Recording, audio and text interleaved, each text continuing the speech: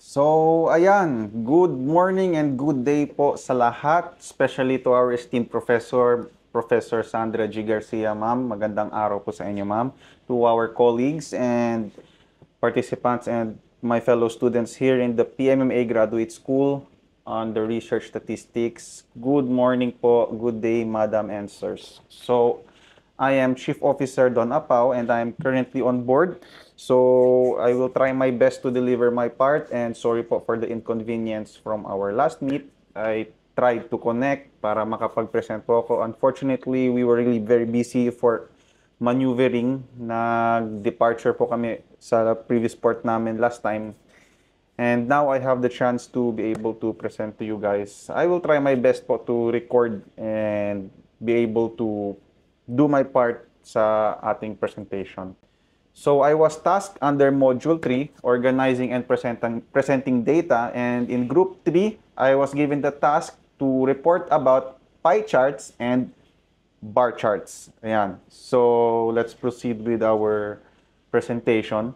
So when we talk about pie charts and bar charts, I think most of us, if not all, no, but I think all, most probably, dumaan po tayo dyan sa bar and pie charts when we were studying in our college years, no? And now we are going back about it dito sa ating postgraduate school in PMA graduate school, no? I think all of us know about this.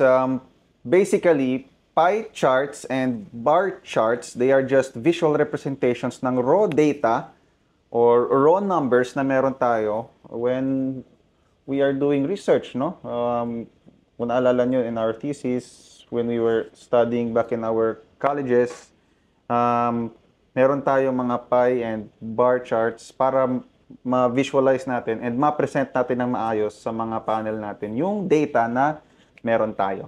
So here in Research Statistics, we will go back and we will refresh, study about it again, and hopefully mas madagdagan yung ating knowledge about this. So when do we use bar charts and when do we use pie charts sa ating reports? So basically, when we say bar charts, it's just the differences in height, no? Depending on the value you input dun sa inyong chart. So if you have a higher value, you will get a higher bar. If you have a lower value, you will get a lower bar. And this will give you a better visualization pagdating sa differences in the amount, no? The differences in the amount, because it will technically give you height differences at sa isang tingin pa lang makita nyo na which one is bigger, which one is lower. In contrast naman sa ating pie charts, pag sinabing pie charts, this is just a circle divided into percentages, no? So pag 50%, di kalahati ng bilog. If 25%, then that's a quadrant of that circle. So in short, when we use pie charts, when we like to visually represent percentages, yan, no? So when we have data like percentages, maganda gamitin ng ating pie charts. So we will go to our report and we will show you using our data, our qualitative data, para i-present sa inyo and transform natin siya from raw data into pie charts. So, what is a pie chart? Shows relative frequencies as circle slices. Ayan. So, it's very easy. Circle slices, you can see percentages from these circle slices. Start tayo sa pie charts.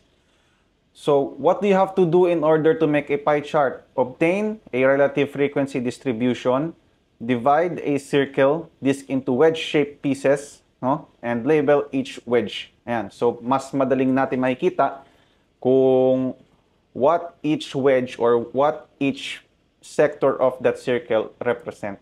So, we have here, based dun sa PDF na binigay ni ma'am on our LMS, this is the data that I initially used. Later on, we will use which in our exercise, and we will create a pie and a bar chart based dun sa exercise ni ma'am. So this is an example of a qualitative data, so you can read yourself. So Dr. Yazon asked his senior high school students to state their preferred courses in college as teacher education, marked as Tango Echo, no, or TE. Engineering, marked as Echo. Accountancy, marked as Alpha. Business Management, marked as Bravo Mike, or other, marked as Oscar. Yeah. The responses of the 40 students, so the total amount of students who responded is 40, in the class are given below. Construct a frequency distribution for these data. Ayan, so ito yung data na binigay.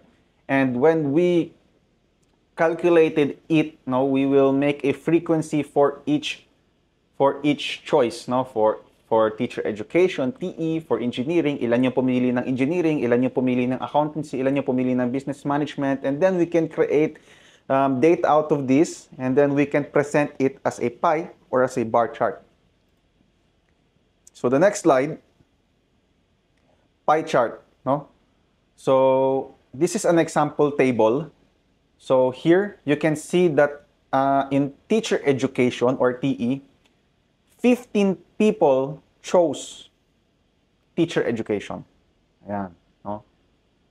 Engineering, 9 persons chose engineering. Tapos accountancy naman, 12, and others, other than that, 4.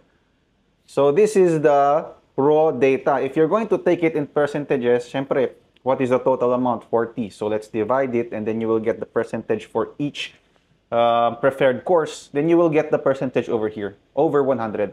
Ayan. So we will use the frequency for the bar, and we will use the percentage for the pie chart. So if we're going to translate it into a pie chart, this is what it would look like. Oh, ayan. So here you will see the preferred course in college among senior high schools is yan, no, in percentages. In one look, sa isang tingin lang natin, makikita na natin dyan sa pie chart natin that ayan, which one has the biggest choice. And dito sa ating pie chart, you can see it na klarong-klaro that teacher education has the biggest choice among the 40 students who did the survey. Ayan. You can see also accountancy over here, others doon, and engineering over there. All have the different sizes. And in one look, one visual look, makikita na natin which one is the biggest, which one is the smallest.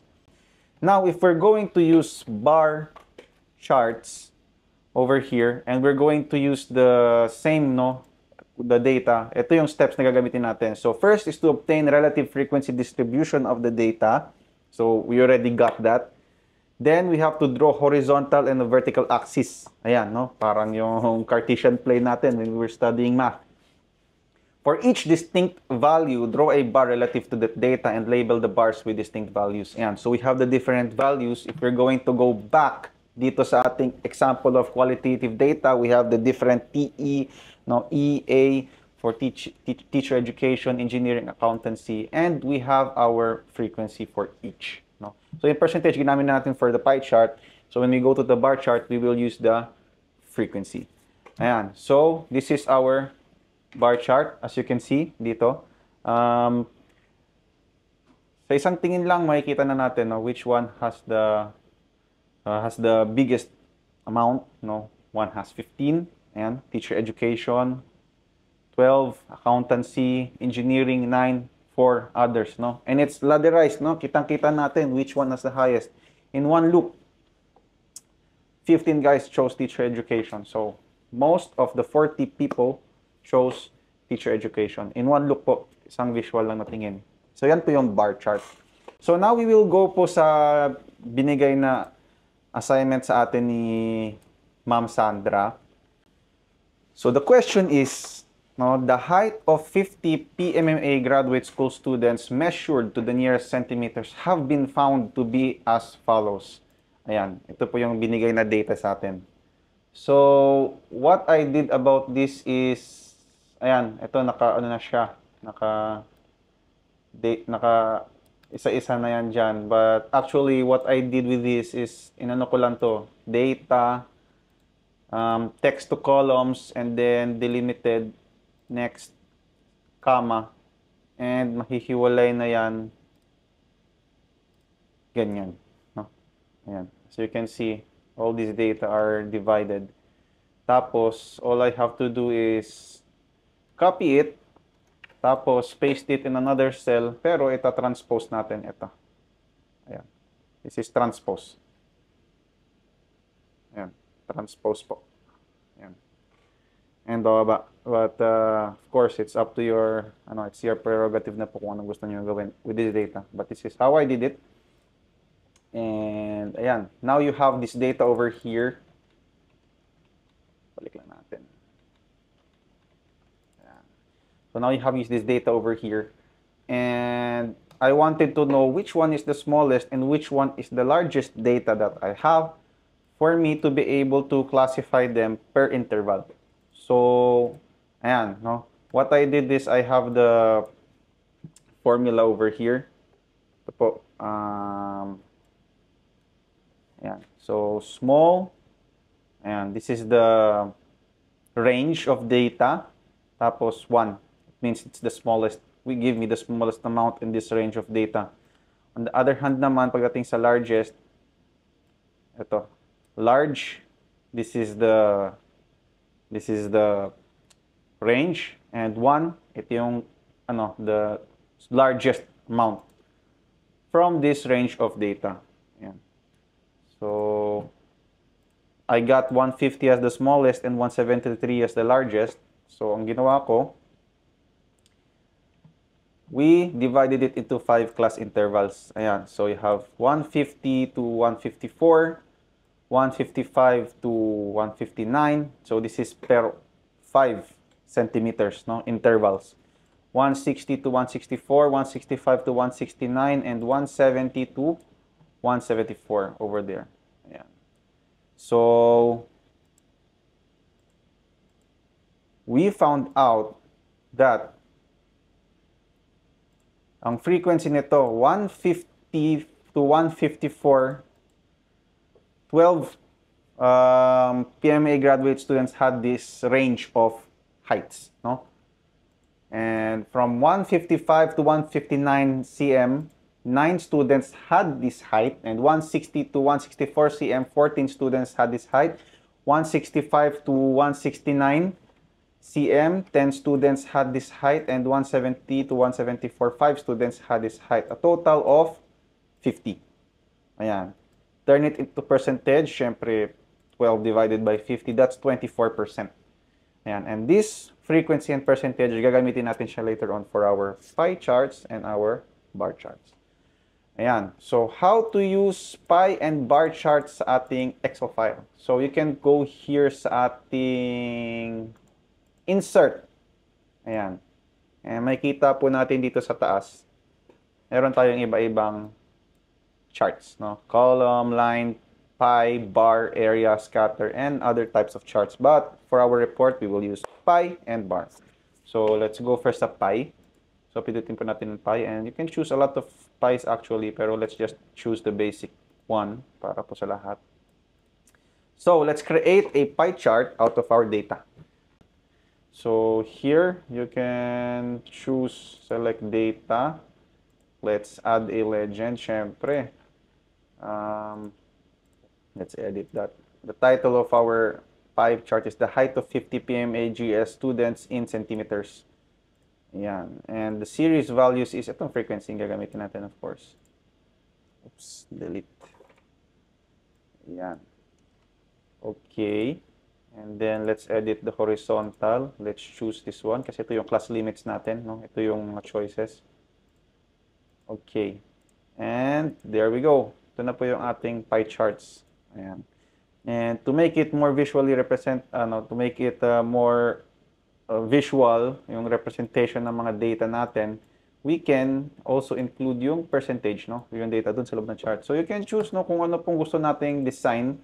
Here you can have, ayan, no? Ayan. So here, ito, I would choose this kasi kita-kita yung value per data. So ito 150 to 154. Ayan. 150 to 154. It's this one, no? Or you can choose, whatever you like. Ito pa yung mga iba-iba nating style. Ayan. Ayan. Alright. So now let's go to bar charts. So, bar charts, no? So, let's go to bar charts. You can see dito po sa ibaba, sa itaas, meron po ditong column and bar, no? So, it's both bars, iba lang ang arrange. One is like this, vertical, the other one is horizontal. So, let's choose the column to give us a vertical presentation of data. Yeah. So, again, let's go back to select data. Let's add. Siyempre, ang series name natin is ito, height of 50 PMAGS students in centimeters. Series value will be our frequency. Okay, and horizontal, axis labels, class limits natin. Yan po yung hinahanap natin. Okay, there we go. So now we have two kinds of representation. One is the pie charts, which is shown in percentage. And the other one is bar charts. So you can, again, also you can choose different styles, no, of our bar charts, and up to you, what is your preference. And I would choose something like this, no, or in our case, para parehas dun sa PDF file ni ma'am, I will choose this one. And then you can see which one is highest, no? And in one loop, I can see that the height of 160 to 164 comprises most of the 50 PMAGS students. So most of the PMAGS students who took the survey had a height of 160 to 164 centimeters, which comprises of 28%. Yan, nakita natin sa pie chart natin. 28% of the 50 students. So, ayan po ma'am, it's as simple as it can get. I hope na-refresh po tayo lahat on how to use our pie and our bar charts. Ayan, so that's it for my report. And ayan, thank you very much po ma'am and sirs for listening to my presentation. And I hope we learned something. And thank you very much po. Bye.